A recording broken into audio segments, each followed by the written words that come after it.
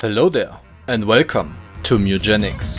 Say you'll be mine, we'll be divine. My paws were made for you, my claws will see what they can do. This kitty wants a cream. This pussy, oh, she has a little dream. Come, let me play. Don't run away. Mewgenics is a roguelite with the goal of breeding the ultimate cat, so you can send it out into the streets to fight bugs, rats and Satan. Today I want to show you what I learned in my first playthrough of Act 1. I awakened in this lab at the start where I was given 2 cats so I can start my enterprise and sent out into the streets, which is where I ran into my first fight. The combat itself is turn-based. Each cat is given a basic attack, which you can do once per turn, and spells. Spells are fueled by mana, which you gain after a cat ends its turn. Now getting through the first levels is pretty easy. Luckily, I managed to defeat the boss with my other cat, which ended the level. After that, my cats went to my new house, where they retired and where I was able to manage them. But since we just have 2 right now, we just end the night.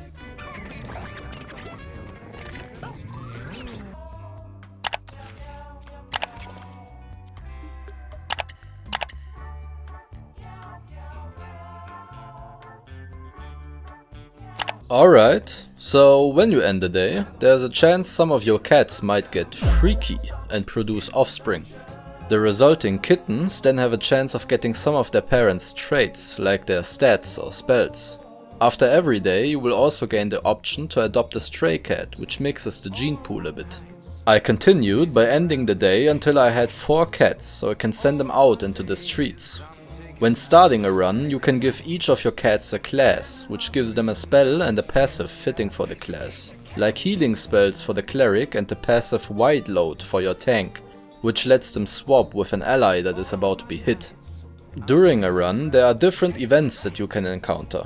There are the normal battles, which are just fights against random enemies, boss battles, which are fights against special enemies with increased HP and extra abilities, treasures and shops where you can get items, or multiple choice events where you are presented with a situation and given multiple choices, which sometimes are being influenced with the stats of one of your cats. The higher the stat used for this choice, the higher the chance of a positive outcome, although positive outcomes still aren't guaranteed. When you finish a level for the first time, you go back to your house and unlock the next one. Back at the house, I met some of the NPCs, namely Butch, Frank and Twink. They each want specific kinds of cats. Butch wants experienced cats, meaning retired cats that reached a certain level. Frank wants generally retired cats, regardless of how far they came. And Twink wants kittens. If you get them enough cats, they give you upgrades like more space for your house and item storage, or information on certain mechanics like breeding better cats. This is essentially the system that lets you recycle the cats that you don't want. Since I needed kittens for Twink, I let another night pass. Yeah, skip. Hold up. What happened? Oh shit, he's dead.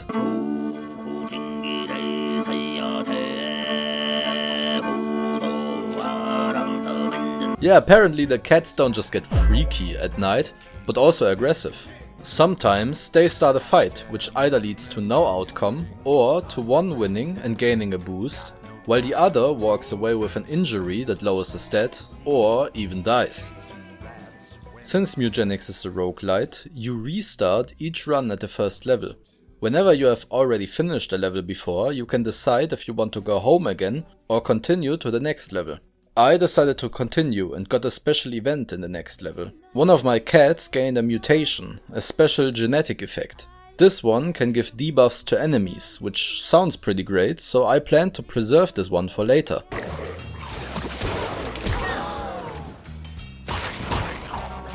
Yeah, it died.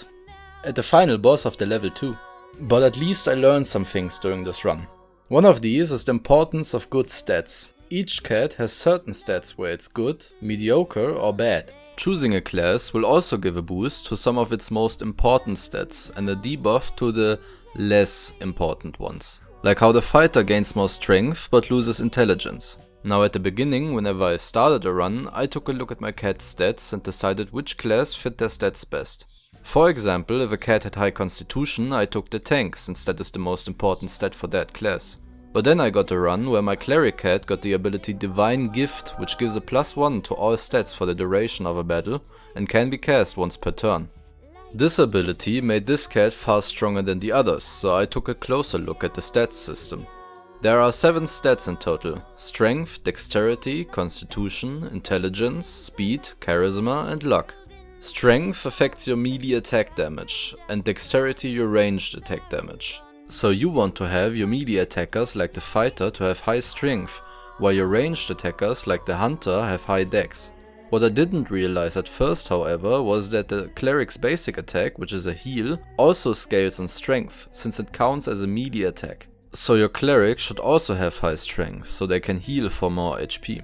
Constitution affects your max HP and how much you regenerate after a battle, so it's generally good to have high constitution just to be able to survive for longer. Intelligence affects the amount of mana you regenerate after a turn, while Charisma affects how much maximum mana you have and how much you start with. So these are important on your caster classes like the mage, but they are also just good stats generally, since being able to use a lot of spells is always useful. Speed decides how many tiles your cat can move during their turn. This is also a really useful stat, since being able to move more is just a good option to have. Luck affects your crit chance and general luck, meaning after battle rewards and some of the multiple choice outcomes. So it's also a stat which is just good to have, since critting doubles the amount of damage you deal in your attack. Now looking at this, you see how important it is for your cats to have really good stats across the board, instead of being good in one thing and bad in another. So I decided to start off by trying to breed until I had cats with better stats. After sorting out cats which had 3 or more bad stats, I managed to get a few cats with only 1 bad and 3 to 4 good stats. But this caused their family trees to become circles. Yes, this game tracks a cat's family tree, and inbreeding can lead to your cats gaining birth defects, which give them debuffs. Now how do you get strong cats while avoiding inbreeding? Stray cats that would expand the gene pool rarely arrive with good stats, ruining my previous work. Well, that's what this guy's here for. His name is Baby Jack, and he's selling furniture that upgrades some of these 5 house stats, which are Comfort, Stimulation, Health, Appeal and Mutation. Comfort increases how freaky your cats get at night, while lowering the amount of infighting. Stimulation increases the chance of a cat gaining the better stats of their parents. High health increases the chance of a cat healing an injury or disorder overnight. Appeal raises the quality of the cats coming to your house, meaning they have better stats. It's also special in that appeal is calculated from the furniture in your entire house, while the other stats only count for the room the furniture is in. Mutation increases the chance of one of your cats getting, well, a mutation. So I looked out for furniture, which raises my appeal and stimulation, giving me better stray cats and a higher chance of breeding a really good one.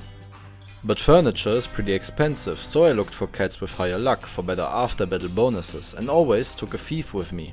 Because the thief class sometimes gets really good moneymaker abilities like Swift Looter, which gives you another movement action if you pick up a coin, letting your thief run around the map and collect money.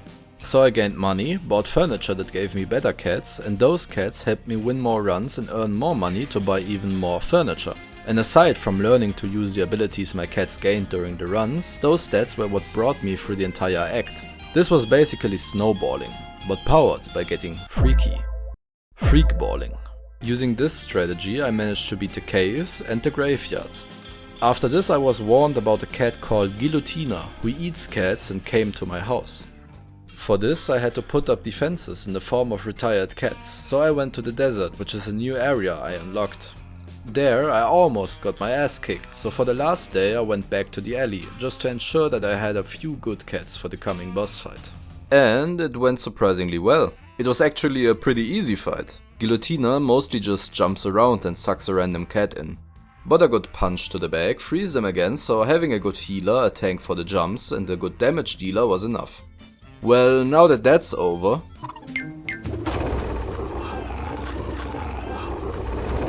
She came back. Now we had another 7-day timer and my cats from the previous fight were super retired, which means that they can't be used for another boss fight anymore. So I had to get another team together. I first made a trip to the alley to get a few retired cats and 3 trips to the desert.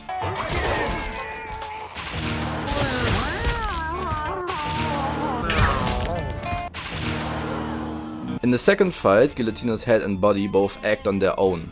The body jumps around, dealing splash damage when landing, while the head spits out this weird tongue thingy and throws your units in the direction of the body. This fight was still pretty easy, thanks to the necromancer I got in my alley run, because he got the spell Clue of Leeches. In its upgraded form, this spell surrounds an enemy with beefy leeches, filling the battlefield with trash mobs that pull the aggro off my cats, so they could safely attack Guillotina from afar. But now I had the Throbbing Gristle and Putrid Leech, both rewards for the 2 Guillotina fights. These 2 are quest items. One requires me to go to the Wall of Flesh. No, not this one, the one at the end of the caves. And the other one told me to go to the Throbbing Artery at the end of the Boneyard. Before I could finish these quests, I got the message that Guillotina will attack a 3rd time. Well, gotta do what you gotta do. Although still very much doable, the second fight against Guillotina was a good bit more difficult than the first one. So I expected the 3rd one to be even more difficult. That's why I didn't travel to the desert this time, but spent the week by traveling to the alley to guarantee having the strongest team I can get. So I amassed a giant selection of cats for the final day, sorting some out that I didn't need and chose my team. The fight didn't go as expected. But after my team died, nothing really happened. I expected that since Guillotina eats cats, I would lose those I had in my house, but I only lost the 4 I sent out. So this time I prepared myself a bit better for Guillotina's next attack. Since I had been on a timer for the last 3 in-game weeks, I didn't really look after my breeder cats. Some of them grew old, which meant I had to change them out for weaker strays, so the overall quality of my cats sank over time. My first step was to use the appeal score of 18 and stimulation of 14 I slowly built up to get a few good breeder cats back. And surely enough, Guillotina came back while I tried breeding for a better cat. I prepared one team, but didn't expect them to actually be able to beat her. And they didn't. I continued breeding until the next attack, which I did 2 adventures up into the caves for. For this attempt, I tried getting skills on my cats, which would counter 3 problems I had in the previous fights. So let's break it down. Like in the second fight, Guillotina spawns as head and body separately. She will try to get the body to the head, so she can do a scream attack that gives your team poison and an effect which raises the cost of your spells by 1. To prevent that, I gave my tank abilities to pull, push, stun and immobilize the body. But the biggest helper was this item, which also immobilized the body every time I pulled it towards my tank, since that counts as contacting him.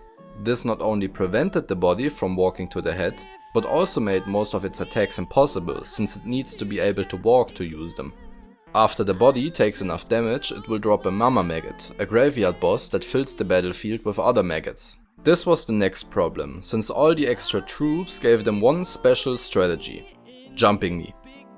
So I got myself a mage with the Mega Blast ability, which attacks in a wide cone, and also gave it a kilo of catnip, so I can refill mana quickly if needed. The next problem was the massive amounts of damage you have to deal in this battle. The head has 200 health, the body 400 and the spawned Mama Maggot 125, but the body will lose that amount upon spawning it. So that's 600 health between the 3. As a comparison, the giant spider boss at the end of the caves has 250 health. Luckily, in my last run before the fight, I got a hunter with the quiver passive, which saves up unused basic attacks for future turns, and the marked and stake out spell, which grant the crit on a target and double my damage for 1 turn, meaning I did 4 times the damage per attack. I also got the didnt and grip trainer, which boosted the strength of my cleric for more healing and my tank for more damage. The only thing left to do in Act 1 after beating Guillotina 3 was delivering the Throbbing Gristle, Putrid Leech and the newly acquired Head of Guillotina. Using the Gristle in the caves and the Leech in the graveyard opened up the Throbbing domain to me, where I had to sacrifice one of my cats together with Guillotina's head. Having only 3 cats made me lose the run, but luckily you need to do this only once, since the domain stays open after the first sacrifice. So I got another team together and went on my way to the Throbbing domain. I had a good bit of luck in my breeding beforehand, so my troops already went in with some good stats. Over time my cleric got the "Thou shalt not covet" passive, which drops pickups when you damage an enemy with an ability, like a spell. This was one of my most important passives for my run, because my thief got the coin toss spell, which deals a lot of damage, but you have to pick up a coin to be able to use it again. My fighter also got the cosmic punch spell, which in its upgraded version only costs 1 mana. With a little bit of luck, both of these abilities can get into a loop, because if you just stand next to the enemy and use them, there's a chance that because of my cleric's passive, the enemy drops either a mana pickup or a coin onto your tile, so you can use your ability again. The fighter's cosmic punch wasn't that useful against bosses because you deal way less damage, but with a good movement spell you can use it to clear up the field and get rid of the smaller enemies. However, the coin toss was extremely useful, because my thief also got the critical passive, which doubles your critical damage a second time, leading to me mowing down the final boss of Act 1, the Throbbing King, before he was really able to do something against me. So I defeated the Throbbing King, I think, and fully finished Act 1. Well, this project got a lot bigger than I thought. I planned to make a video about the entire game, but as I am writing this, I have put over 70 hours into the game, although I probably spent about 10 pausing the game and updating my script. So I decided to first make this video about Act 1 and then maybe continue in another video, since I have a few ideas for some spell combinations I didn't get to test out yet. Man, if only there was something that you could do that would motivate me to hurry up a bit with part 2. I got 4 pair of eyes to see